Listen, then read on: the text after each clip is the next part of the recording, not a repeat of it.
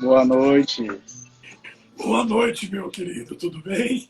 Tudo bem? Boa noite a todos que já estão Boa aqui. noite ao pessoal que está aqui. Deixa eu acertar a visão. É, a gente tem que ajeitar um pouquinho porque a gente não está acostumado com isso, né?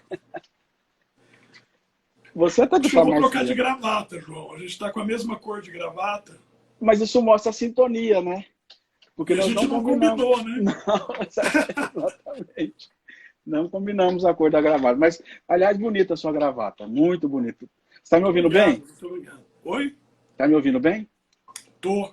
Eu vou Tá- desligar o aquário aqui porque está fazendo um barulho. Não estou ouvindo o barulho. Mas conta, o que tem no aquário? Conta pra gente. Uma salamandra. Onde você arrumou uma salamandra? Conta. No México. É fácil. Foi o México que buscou, pôs uma salamandra e tem uma salamandra em casa. É uma coisa bem comum, né? Ah, mas Então, é verdade. ter uma salamandra em casa. Não, vamos desligar. Você está Ah, bem? eu tô bem, você também tá bem? Tudo bem. Como é que A foi a galera, tarde? a galera tá entrando aí? Tá, nós já estamos com 17, que é a média que a gente tem de início mesmo. Bom, pessoal, vamos começar, né? Uma boa noite a todos que estão aí. Vocês sejam muito bem-vindos nesse nosso bate-papo de sábado, quinzenal de sábado, às 22, que aliás eu me enganei, eu divulguei às 23 horas e, foram às 22, porque a gente é velho, a gente gosta de dormir cedo, né? Então, porque às Eu 6 durmo o da celular manhã, de ponta cabeça, eu acho. o seu? Não, o seu tá perfeito. Tá bem aqui, assim? Tá perfeito o seu telefone, É. pelo menos para mim tá perfeito. E nós estamos nesse nosso bate-papo cultural, vamos assim dizer, de quinzenal de sábado, e mais uma vez conosco o Rodrigo Martiniano Tardelli, professor universitário em São Paulo, assistente jurídico do Tribunal de Justiça de São Paulo, especialista em História do Direito e meu amigo há alguns anos. E hoje a gente vai bater um papo e eu peço para o Rodrigo iniciar a palavra hoje, antes de eu contar qual vai ser o nosso tema. Eu agradeço ao João pelo convite, né? Estar comigo aí nesse projeto de pelo menos uma vez a cada 15 dias a gente se encontrar virtualmente, enquanto ainda não é possível a gente se encontrar presencialmente. Mas eu quero dizer que tudo tá sendo planejado para a gente em breve estar juntos aqui em São Paulo, né? E fazer uma transmissão daqui. Né? Agradeço aos queridos que estão participando, aos meus alunos, aos meus amigos, aos amigos do João, meus ex-alunos, né, que sempre são pessoas que nos seguem. Né? Esse... Então, João, o meu telefone está ficando preto, eu não sei o que está acontecendo. Não, não tá preto. Aparentemente ele tá ficando um pouquinho. Aqui, a tua tela tá preta, porque pra gente ele tá um pouquinho embaçado, mas eu acho que é o vidro lá no fundo. Peraí, deixa eu ver uma coisa aqui.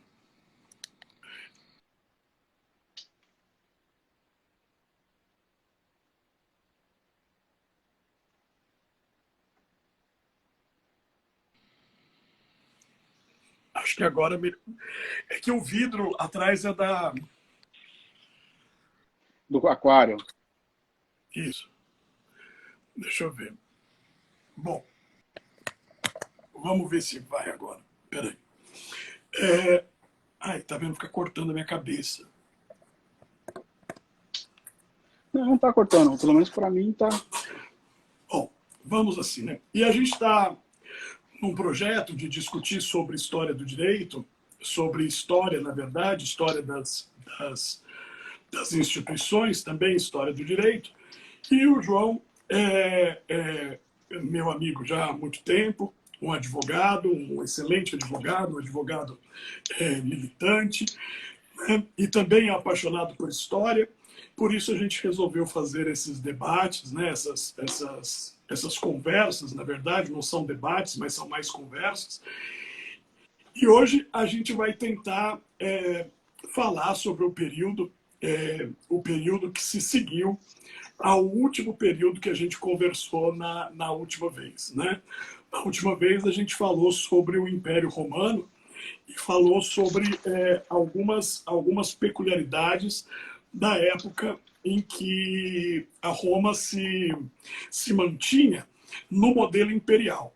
Né? Esse modelo ele vai até o século V, e a partir do século V o Império Romano se extingue e a Europa é dominada por um outro tipo de situação política, jurídica, que a gente vai falar sobre esses aspectos na aula de hoje. Não, que aula? No encontro de hoje. Né? Você está viciado, sobre né? o que sucedeu depois do fim do Império Romano, né? O que sucedeu a partir do fim do Império Romano, e qual foi a situação jurídica da Europa após isso.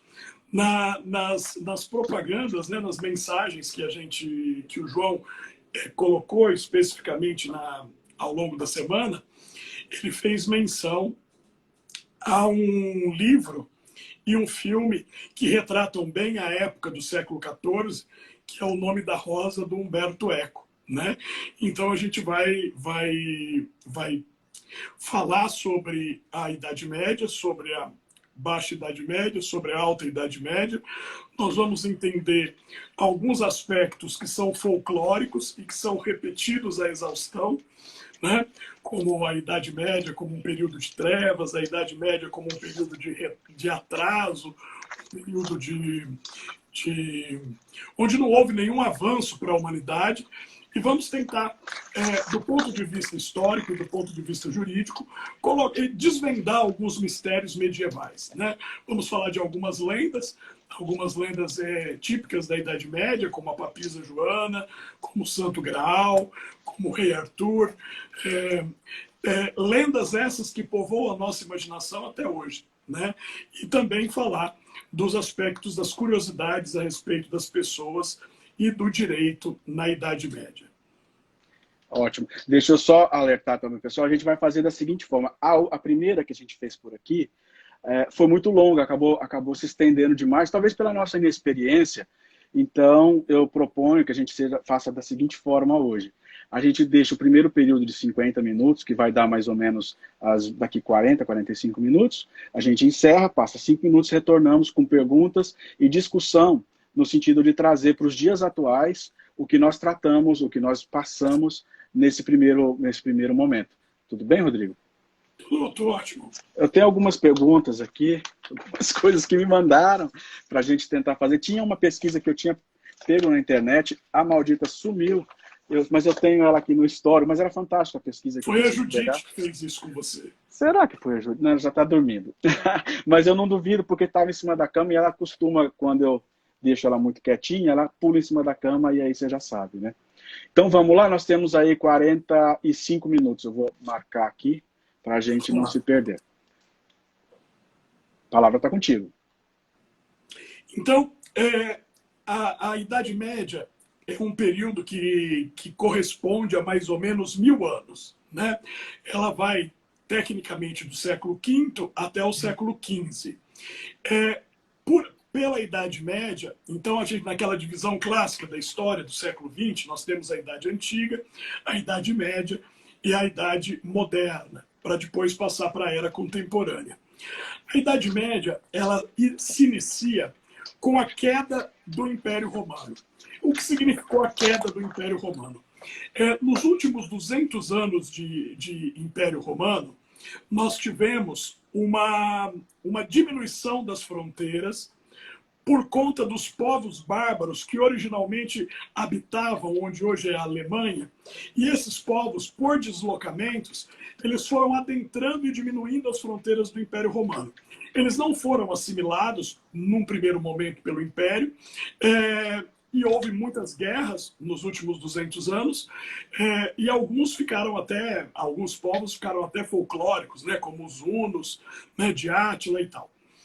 O primeiro ponto sobre a queda do Império Romano, o que significou a queda do Império Romano, significa para a gente visitar os escritos dos primeiros filósofos medievais. E os primeiros filósofos medievais eram padres. E depois nós vamos falar a respeito da igreja, né?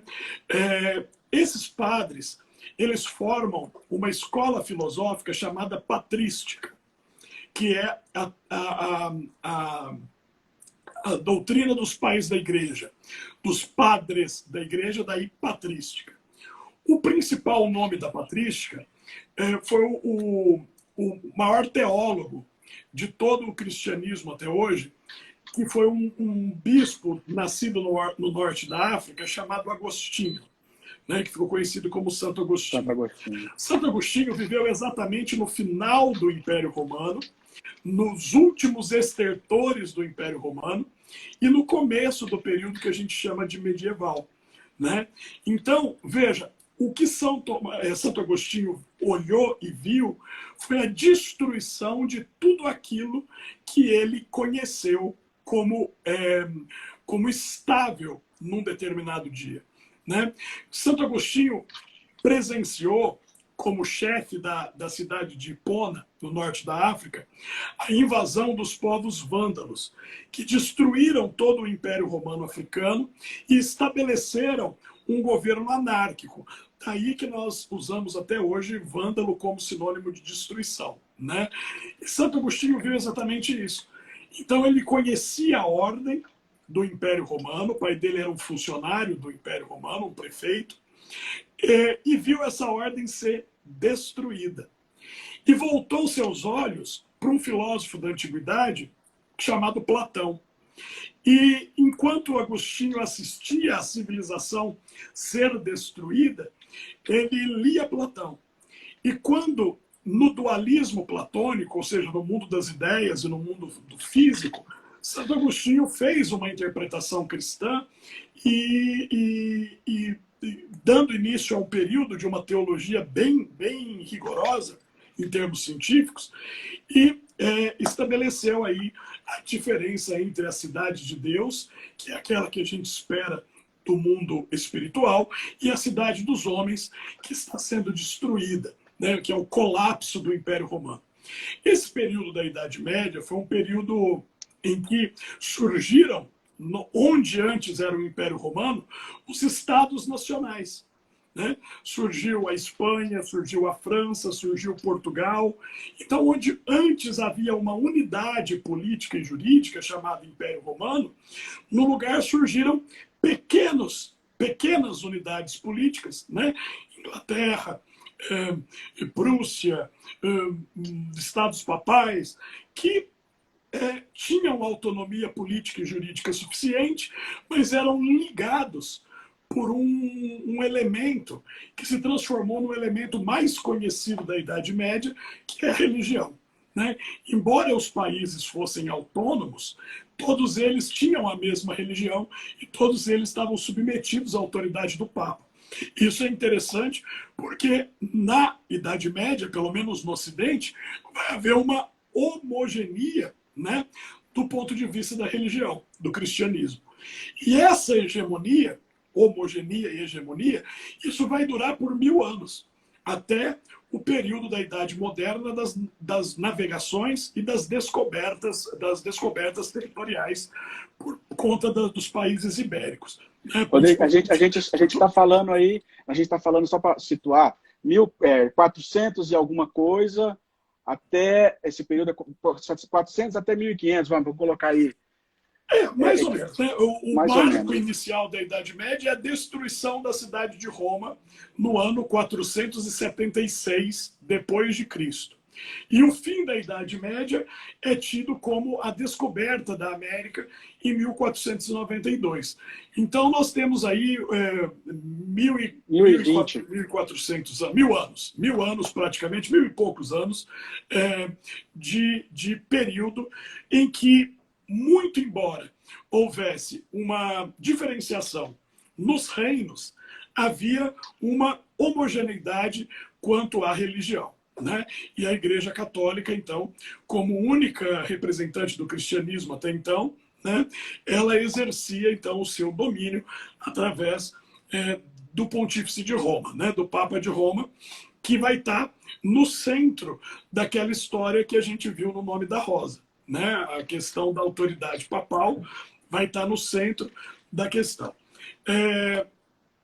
Houve, obviamente, muitas rupturas, né, dentro da própria igreja, com a questão do cisma do Oriente, ou seja, a igreja da parte oriental do Império se afastou da igreja da parte ocidental, com ritos próprios, né, com uma liturgia própria, que ao longo da Idade Média isso foi tentado ser sanado por concílios, por encontros entre representantes da igreja. Mas o que a gente tem que entender é que a Idade Média não foi um período de trevas. Por que isso? Porque o movimento iluminista do século XVIII, e, portanto, muito tempo depois que a Idade Média tinha acabado, para justificar as suas ações, cunhou a expressão de que a Idade Média era uma idade das trevas. Né? Por 1000 anos, as pessoas viveram sob as trevas. E agora, os iluministas, através da decapitação da monarquia, traria umas novas luzes ao mundo.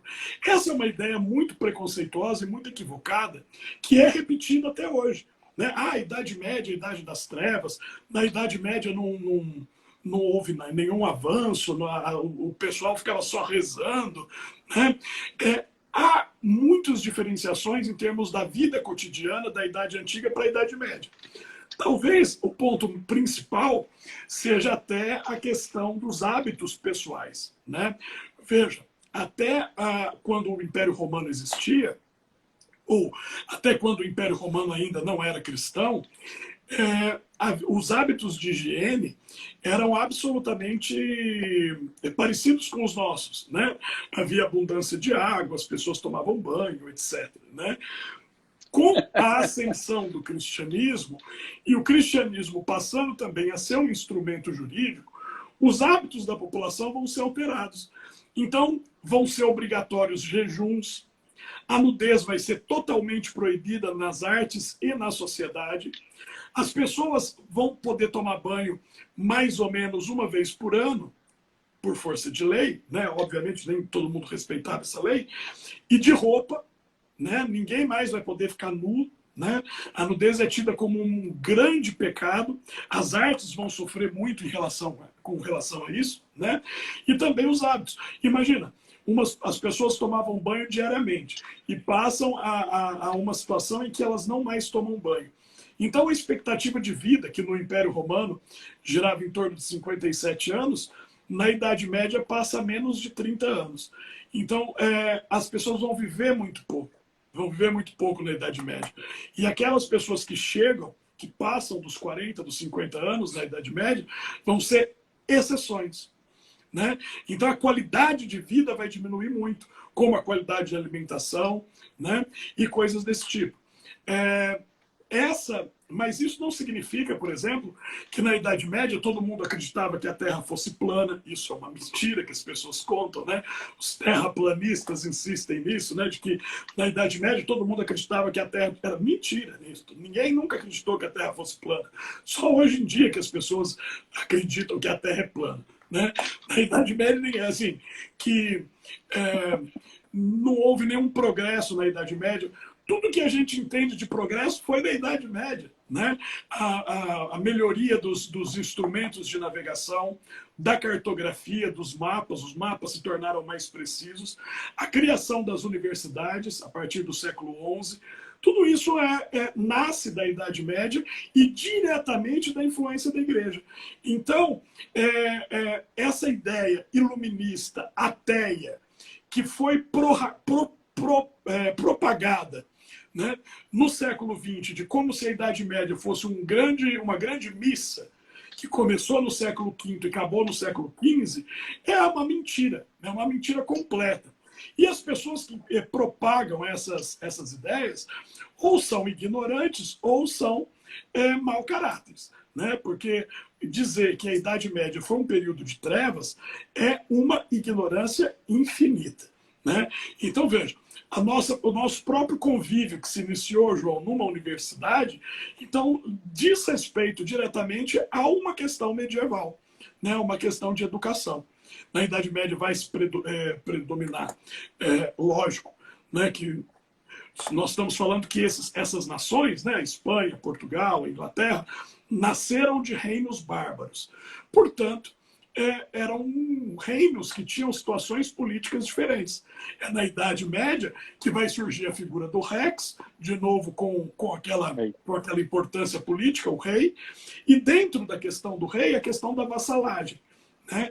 Então, cada reino vai se deixar governar por um rei, um soberano único, amparado por uma nobreza, por uma nobiliarquia hereditária, nomeada pelo rei, né, que são os barões, os viscondes, os condes, os marqueses e os duques.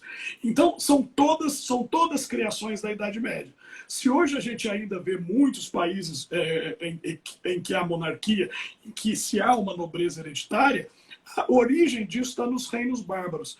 Quem eram os nobres? Aqueles que ajudavam o rei a manter a sua coesão política, territorial, religiosa, administrativa, e que protegia a população das invasões de outros reinos. Então, a origem da nobreza, a origem das castas de nobreza, não são de favorecimento, mas são de proteção, de serviço. Né? A gente vê isso em algumas monarquias modernas. O que obviamente não deu certo na França. E por isso a Revolução Francesa foi tão drástica. Né? E as consequências da Revolução Francesa nós colhemos até hoje. Né? Principalmente na desinformação, em achar que tudo aquilo antes da Revolução e antes dos iluministas era um grande buraco negro, uma grande, vamos dizer assim, ignorância que durou 1000 anos. Você imagina, né? Porque durante um período de 1000 anos a humanidade não fez outra coisa a não ser rezar? É meio complicado isso, mas muitas pessoas ainda têm esse pensamento a respeito da Idade Média. E assim, a própria estrutura feudal na Idade Média veio por conta do fim de Roma, aonde exatamente esse ponto que você falou, a questão de proteção. Então, assim, ninguém dava um título, ou otorgava um título nobiliário para a pessoa simplesmente existir e estar lá bonitinha na casa dela, no canto dela, na fazenda dela, na terra dela, né? Não, isso tem uma função, é a função de proteção, que depois também vai se justificar o absolutismo, lá bem mais para frente. O absolutismo vem disso também, né? Quando você tem o retorno, eu gosto de usar outro termo, não é o retorno, mas é a aglomeração das pessoas próximo do castelo, para se defender também mais. E aí junta-se os homens do rei com os homens que também defendiam o rei, agora juntos, muito próximo, onde você tem a corte, inclusive, né? E aí você tem a necessidade de proteção mais próxima, e você tem a fundação, a criação, vamos dizer assim, da corte, e aquela ideia que o pessoal passa hoje em dia da frivolidade da existência da corte, né? E isso tudo muito próximo do rei, nós temos o absolutismo. Isso já está passando do final da Idade Média para o começo da Idade Moderna, sim, né? Lá na frente. Porque antes as reuniões de corte aconteciam uma vez por ano, em que os juramentos eram refeitos diante do rei. Essa ideia de que os nobres todos viviam na corte ao redor do rei, às custas do povo, veio exatamente no modelo absolutista da Idade Moderna e não da Idade Média. Sim, porque na Idade Média enfrentou-se grandes problemas, inclusive em religião, com a expansão do islamismo. Né? É na Idade Média que vai surgir no Oriente Maomé, o islamismo, os maometanos, que vão tentar destruir a cristandade, tentar destruir o cristianismo. E em muitos lugares eles conseguiram. Praticamente varreram o cristianismo da África e do Oriente Médio, né, ao longo desses séculos. E houve muitas guerras. Né? Os nomes dessas guerras medievais, normalmente a gente usa o termo genérico de cruzadas, né? As cruzadas medievais. Mas era uma questão da própria sobrevivência do reino. Então aquele que tinha terra, tinha que usar sua terra para defender, né?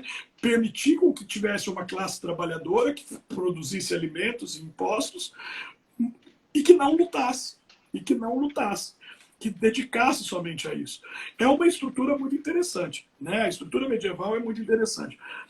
o que vai surgir com que os grandes senhores da Idade Média, os grandes reis da Idade Média, estivessem constantemente em conflito e precisando de uma mediação. E essa mediação era feita pela igreja, né? O Papa era um rei medieval, era um senhor feudal, né?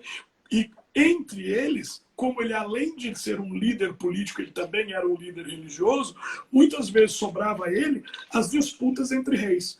Então, por exemplo, quando foi refeito o Sacro Império Romano, na Idade Média, com Carlos Magno, etc., coube a mediação do Papa, né?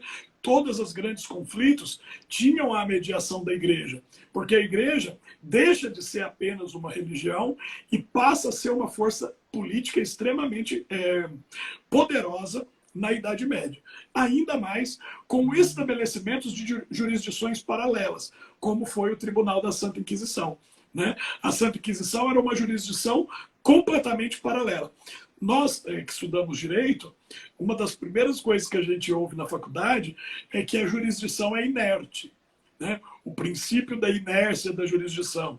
Ou seja, o juiz só age se provocado, né? Então, os juízes não saem por aí caçando casos para eles julgarem. Esse é um paradigma moderno.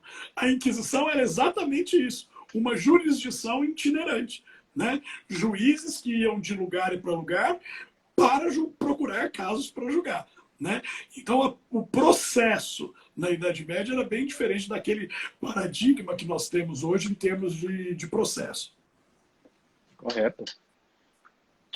Isso mesmo, nós estamos na metade. Tá. Então, vamos falar um pouquinho do nome da Rosa? Vamos. Fantástico. Um dos maiores estudiosos da Idade Média, na modernidade, que tem maior obra, se chama Jacques Le Goff. Jacques Le Goff foi um historiador francês que se dedicou a estudar a Idade Média. E dentro desse reestudo da Idade Média, proposto pela Escola dos Anais, Jacques Le Goff, Georges Duby, todos franceses, havia um professor universitário na Itália, um professor de semiótica, de linguagem, de teoria da linguagem, chamado Umberto Eco. Umberto Eco, quando em contato com as obras de Duby e Le Goff, ele resolveu escrever um romance propondo uma nova linguagem na literatura, mas um romance ambientado em 1327. Um romance ambientado na Idade Média. Esse romance ele vai ser lançado nos anos 80, na Europa, e aqui no Brasil logo em seguida, e vai se chamar O Nome da Rosa. Esse vai ser uma mistura de Agatha Christie com Jacques Le Goff. Então ele vai criar um cenário detetivesco, policial, de assassinatos ocorridos numa abadia. Não tem coisa mais medieval do que um mosteiro, do que um monastério. Então ele vai ambientar isso dentro de um monastério, assassinatos de monges, onde um deles vai ser incumbido de investigar, de fazer uma investigação criminal. O livro, sem sombra de dúvidas, João, é um dos melhores livros que já foram escritos por um ser humano, né? É um livro tão fantástico que eu acho que eu já li umas 8 ou 9 vezes esse livro, desde que eu li pela primeira vez. Foi esse livro que me motivou a estudar latim, porque a linguagem de Umberto Eco é tão impressionante que ele começa a frase em português ou italiano e continua em latim, né? Então, começa lá, no princípio era o verbo estava com Deus, o verbo era Deus, ou seja, fazendo uma paródia do Evangelho de São João, e aí os parágrafos têm frases inteiras em latim, etc.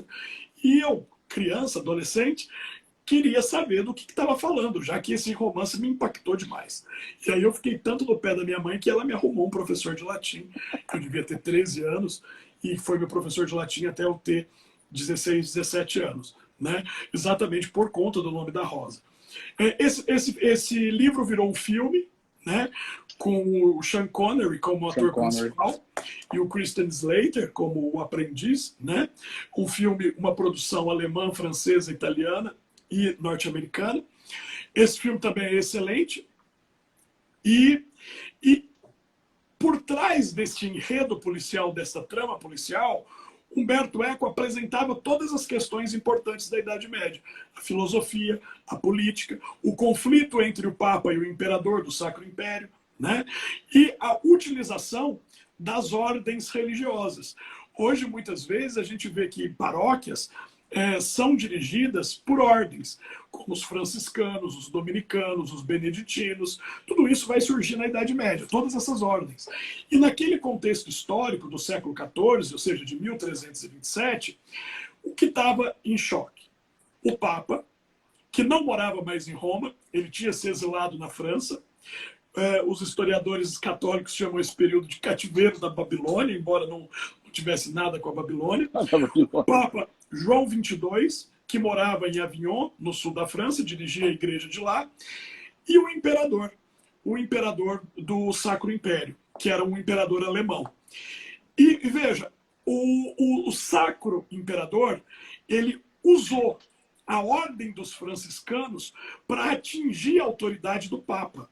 E o romance gira em torno de um fictício debate que ia ter lugar no norte da Itália, bem na fronteira da França e da Alemanha, que hoje seria a Suíça, né?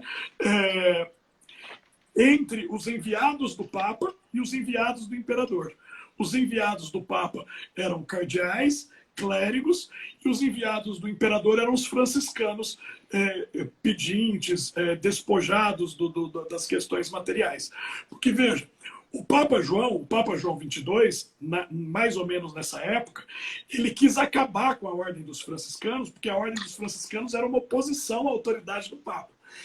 E a ordem dos franciscanos existia já há 100 anos, né? E que pregavam a pobreza, a obediência, vários pressupostos. E o Papa João XXII, Jacques Dez, também chamado Jacques de Cahors, era um francês absolutamente argentário. Ele estava preocupado com a arrecadação. Então, para ele, a igreja tinha que ser rica. Uma igreja rica não seria destruída pelos seus inimigos, inclusive os inimigos internos. Então, o que o Papa fez durante o mandato dele, desse Papa João XXII? Arrecadou, acumulou dinheiro, queria acumular dinheiro.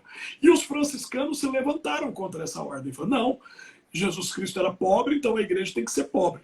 Tudo que a igreja arrecada tem que ser revertido para a mitigação da pobreza. E aí foram mais de 100 anos, né, de intensos debates para saber se a igreja era ou não pobre. Né? O Papa João, depois ele tentou, existem 2 crucifixos desses no mundo. Né? Ele foi tão incisivo na questão dele, e ele era chamado de herege pelos franciscanos, que ele autorizou a criação de um novo crucifixo, em que o Cristo estava crucificado com uma mão só, e na outra segurava uma bolsa de moedas. Tipo, isso foi um horror para os franciscanos, né? Porque eles achavam que o ideal da pobreza tinha que ser o ideal da igreja. E exatamente, esse é o pano de fundo do romance, né? É o Nome da Rosa, e aparece também no filme bem estereotipado, né? Os franciscanos como mendigos e os enviados do Papa gordos, enormes, cheios de paramentos, aqueles chapéus, desculpe, nossa, aqueles chapéus cardinalícios vermelhos, vermelho, com aquela aba gigantesca, mantos e tal, púrpura, e os franciscanos lá confundidos com mendigos, né? Mas é interessante, porque por iniciativa de papas como o Papa João XXII, é que a igreja se manteve em pé, né, diante de tantas coisas que a igreja enfrentou durante a Idade Média. Tanta oposição, tanta perseguição. Né? Então, a igreja como um poder político é interessante. E este romance, que eu recomendo a todo mundo, O Nome da Rosa, e o filme também, a trilha sonora é belíssima, né? Do filme, as músicas Beata Vísceras, o Credo, Veni Creator Spiritus também, todas as músicas que hoje a gente canta na igreja medievais, músicas medievais, que já faziam parte da trilha sonora do filme. Recentemente, foi feita uma minissérie a respeito do Nome da Rosa, mas eu não cheguei a assistir, então eu não sei falar se é boa ou não. Tá? Foi uma minissérie com o John Turturro no papel que foi do Sean Connery. Né? Eu não assisti, não tive tempo, né? E não tive acesso também, então não posso dizer. Mas que eu recomendo veementemente para quem quiser entender como era a Idade Média, o que era a Idade Média, o que representou, como as pessoas viviam na Idade Média, o que comiam, o que faziam. Né? Quanto comia, né? Isso abarca, porque é a nova história do Jacques Le Goff. Então, muitas pessoas, principalmente depois de Karl Marx, tentam interpretar a história somente do ponto de vista das mudanças políticas. Essa questão ela foi trabalhada por Hegel, né? E Marx plagiou, óbvio, porque nunca fez nada que não fosse original, e de ver a história sempre como um conflito, como uma luta de classes. Então, as pessoas falam assim, na Idade Média havia os nobres e os vassalos, ponto final. Só que o Jacques Le Goff, que tinha uma orientação esquerdista também, na sua formação original, ele, não, eu quero estudar a Idade Média em todos os detalhes. Eu quero entender os movimentos políticos, né, os conflitos entre nobres, entre vassalos e entre clérigos, entre pessoas da igreja, mas eu quero saber o que eles comiam, o que eles vestiam, no que eles acreditavam. Então, as obras do Jacques Le Goff são absolutamente interessantes, porque trazem para a gente tudo. Não é um suetônio, né? Não é uma fofoca. Uma obra de fofoca, mas reconstitui um período que é muito mal estudado por conta dessa influência iluminista que chegou na nossa sociedade, né? Através do positivismo. Né, um movimento também originário da França. Acho que tudo de ruim nasce na França, né? Tudo de bom e de ruim. Né? A França tem pão, a França tem queijo, né? Mas a França tem franceses. Então, é um problema isso. E a França, por exemplo, se autodenominava filha primeira da igreja, filha primaz da igreja. Ou seja, o baluarte do cristianismo era a França. E foram os franceses que falaram, o mundo só será um lugar melhor quando o último padre foi enforcado nas tripas do último nobre.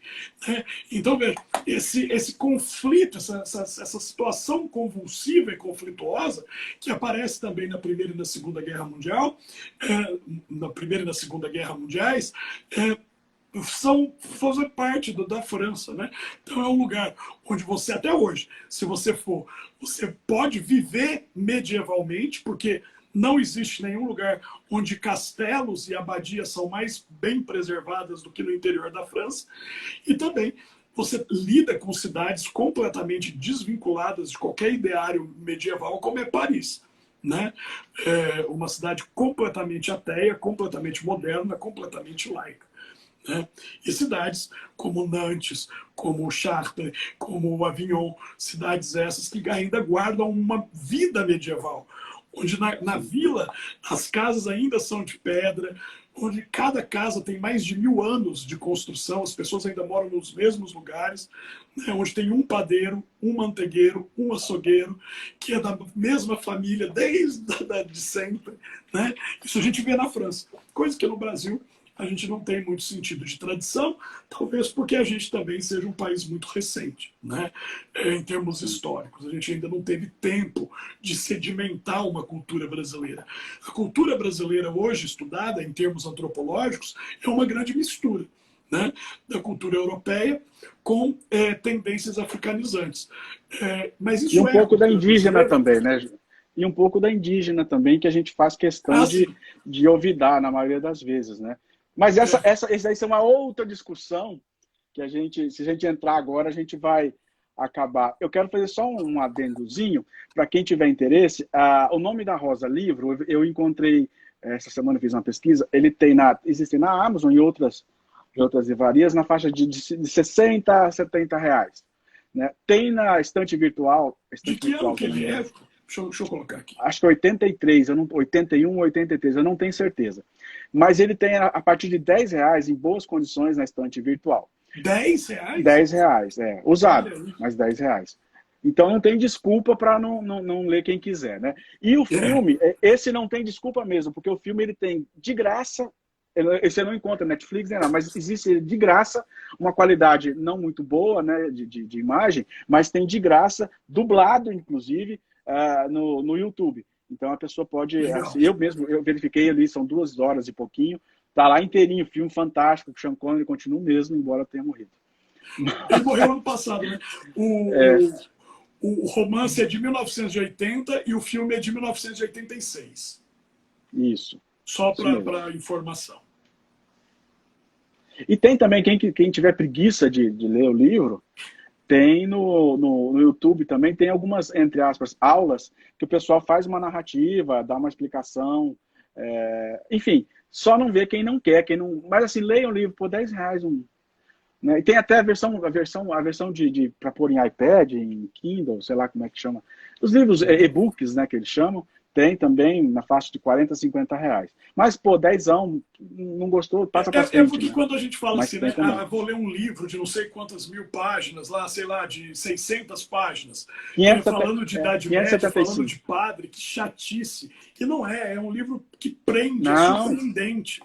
É uma narrativa extremamente legal, lidando com problemas como crime, investigação, assassinato, conspiração, ciência, suspeitos, religião, envenenamento e tudo isso, né? É maravilhoso, é maravilhoso. É um livro, quase um livro policial, passado... É investigativo, não tem outro nome para dizer. E aquela parte que eu gosto muito do livro, que é aquela discussão do riso. Inclusive tem textos. Se Jesus riu ou não. Né? Jesus riu. Os monges sorriram, né? E a questão... Por quê? Porque todos os métodos de investigação dos crimes eram pressupostos filosóficos. Então, o nominalismo, a escolástica de São Tomás de Aquino, indiretamente, eles estão presentes nos meios de investigação. E é interessante que esse lugar onde se passa o romance, é considerado uma das maiores bibliotecas do mundo. Que ninguém tinha acesso, a não ser o bibliotecário. Né? E o Sean Connery, que faz o papel de um franciscano inglês, ele chega empolgadíssimo no lugar, falando assim, eu vou ver a maior biblioteca do mundo. E encontra exatamente essa barreira, que até os mais velhos dizem, vocês franciscanos riem. Vocês riem de tudo para vocês é uma piada, vocês têm bom humor, né? E o riso é próprio do macaco. E aí o Sean Connery, eu lembro dessa cena, que ele fala assim, os macacos não riem, venerável Jorge. Né? Que ele estava discutindo com os macacos não riem. Aí cita Aristóteles e o monge fica absolutamente bravo. Você não deve citar o filósofo para justificar esse tipo de comportamento. Então, veja, isso também é um pouco estereotipado, né? Imagina sim, totalmente estereotipado. Nem rir é permitido, né?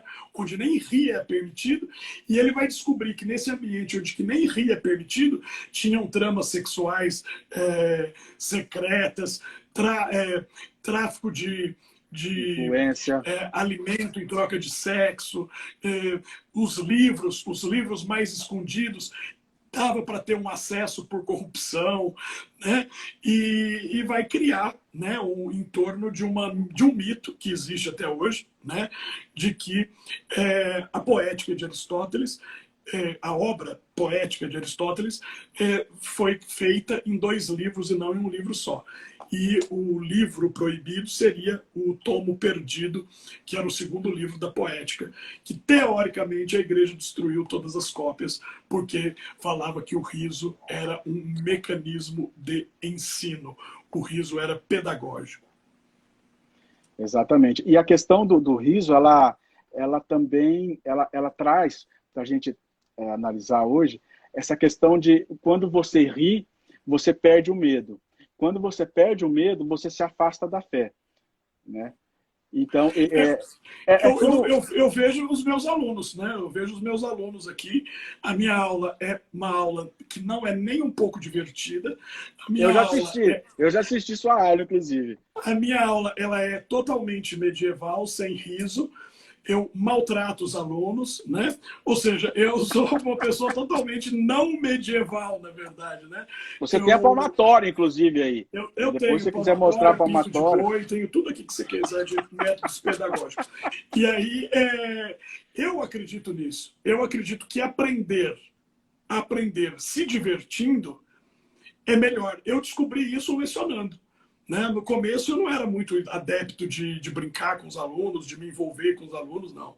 Eu chegava meio com os 4 pés na porta e vamos lá.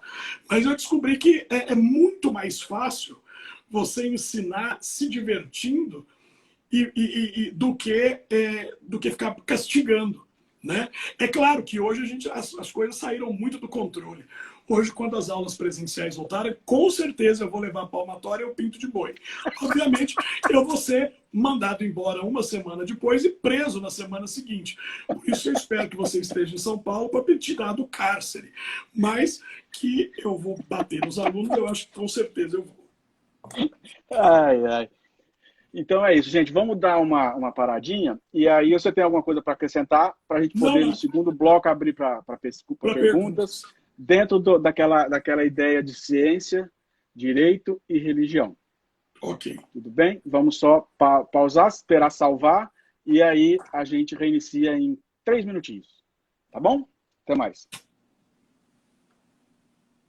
Já voltamos.